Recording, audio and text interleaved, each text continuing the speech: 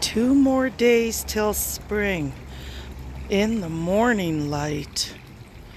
The sun is starting to get higher in the sky. Soon it'll be more right over top on the summer solstice. And then the sun will rise over here instead of here, and it'll set over there instead of over there. We get longer daylight in the north. The more north you go in Canada, the more sunlight you get in the summer. Like, we get more sunlight here in Medicine Hat than they do in San Diego in the summer, right? But you can Google it and you'll see.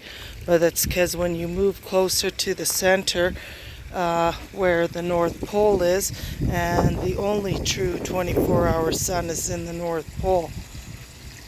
So that's why we get more, because we're closer to the north. Look at the fish. Oh, look at Company. That's what we call Company, that new butterfly koi. His tail is huge. They're starting to stir a bit. They were starting to come up. They look really good. Haven't eaten since last fall, and we're 2 days from spring. It'll probably be at least another month before we give them a nibble, unless we drastically get warm suddenly. So I've been moving stuff around. I got all the cold frames off. This is the pond that had no heat in Canada, went through close to minus 38 and below temperatures this winter. And if you go look and see on my channel, go back on my channel, you'll see this pond here with no heat, because I don't think you actually need to heat the pond. It's just more important to keep the water running. That stream has been running all winter, and that's the only little bit of ice I have is right there where the stream flows. So that's the water coming from the bottom pond, pumps up here and then goes through that gate down to the marsh and then back down to the bottom pond. Yeah, so I moved the logs around, hid the hose that runs up there. I want to get some more, I have more old fence boards like this one here from the old house, and this one here, and I need to just finish up that corner there. You see where the liner's showing?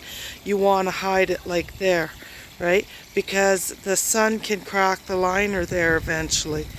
It's got some water lines, but I'm going to put it up, and then you don't get water lines on the boards, and the boards can go in the water, and they protect the liner from the sun UV rays right there.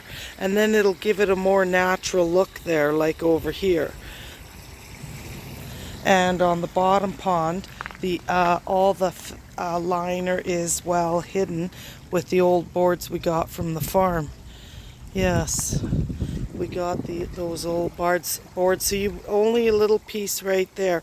I have to find a piece to fit right there, very small piece. But the rest is hidden. Yeah.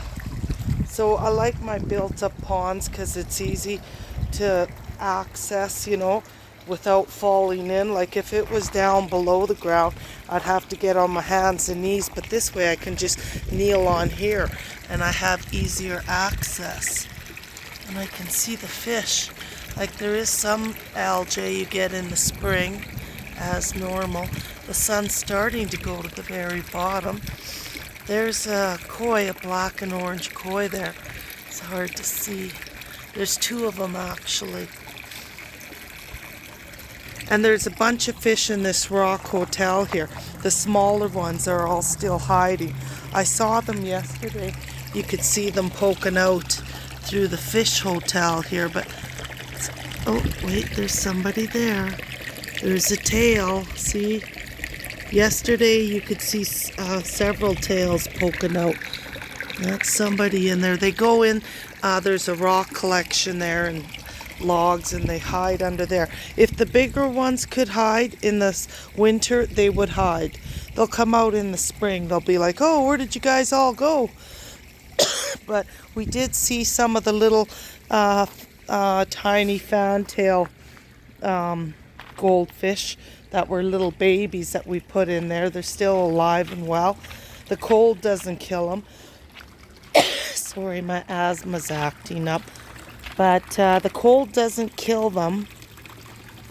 Only freezing them solid in the ice will kill them. Or if you have no running water and ice is over completely, then they won't get oxygen. If you have running water, no matter how cold it is, you'll never completely ice up around the streams, and there'll be openings where oxygen can exchange. They won't be trapped. It'll be like the streams and the rivers, right? The fish can live under the ice because the water's always circulating and moving. And there is no such thing as super chilled water. I hope we all know that by now. I know there's still some people that were confused maybe in the past. And there will be no parasitic activity at all. Okay, they went through the coldest of cold. The water's barely above freezing all winter, okay, just barely. And the parasites drop off. That's why like if you live in a warmer climate, or if you don't get a cold enough winter where they can go through a proper cold spell, then you'll always have parasitic activity. Here in Canada, where you leave them just outside in the ice cold water, like at the lakes, they're spreading at the lakes and in Alberta here and everything, they'll be fine because they're not tropical. They're cold water fish. And if you put them in tropical warm waters for too long, parasitic activity gets out of control. But if you have them in ice cold running water, they'll be like trout. You ever go fishing for trout? They always taste so fresh because they're in the coldest water, so they have no parasites and won't taste like a sluice shark like pike on a shallow Alberta lake in the summer can taste funny. But yeah, no, everything's doing good. I've been running my ponds. This is my new pond. I have other ponds if you go back on the channel that I started with my ex. I'm still helping him out and everything. And he's doing a good job taking care of the other fish. And Beanie's there with her sister. Yes. But everything is good. I go see Beanie all the time. I'm going actually soon right away. Take Beanie to the park with John. So we're good on that, friendly terms and everything.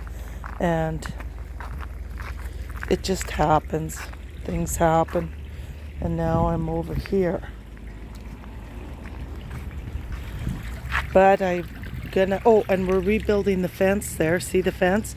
That never used to be there. It was wide open and the deer would come walking in. So we started that last summer and we're going to finish it up to here. And then there's a little gate on the front. We're going to finish up that fence and that should be done in no time. And then we can let the cat out. She's like a Manx Siamese cross and she won't be able to get over that fence. I doubt it. She's not that active. She's 10 years old. She only makes it to the top. She doesn't make it to the top tier of her cat stand that's this high. So I don't think she'll make it up there. I doubt it. She's a little chubby. I don't think she could pull herself over the fence. Poor dear. I call her Pombola. Look, it's little Miss Pombola. Because the Manx do tend to look round. I'll have to show you to her one of these days. But yeah, fish are all looking good. I'm doing well, working hard, and can't wait to get everything all going. Like, I got spring fever bad. I'm out here. It's I think about +1 or 2 now maybe. It feels nice. I got this out so I can sit here and study the fish and see how they move. Watch the water flow. Yeah, soon everything will be leafing out. Like even this thing here is getting little tiny leaves. I think it's getting buds. That is that plant that blooms all white. It'll be really pretty there. It'll fill it right up. The mock orange. And it'll make a nice little white ball of flowers there for a long time in the, I think, early summer. It'll fill that corner out nice. Then I'll just have some other flowers here and there. It'll soften the edges of the built-up look, right? But, yeah, no plants out yet, but very soon I'll have them out for the day. I'll carry them outside by the pond and put them on the table here so they can get some sun. That's what I do. I start moving all my inside plants in the house come outside, and they grow outside all summer. And then they do so much better when they're only in the house for a short period of time. They can go through that okay, but if they're in the house all summer long, they really start to die back, and then the next winter they're practically dead. No, get your house plants out somewhere in the summer. I put them out and they look so beautiful in the house. I'll be bringing them out soon. You'll see. They're in a sunny window, so they're doing good.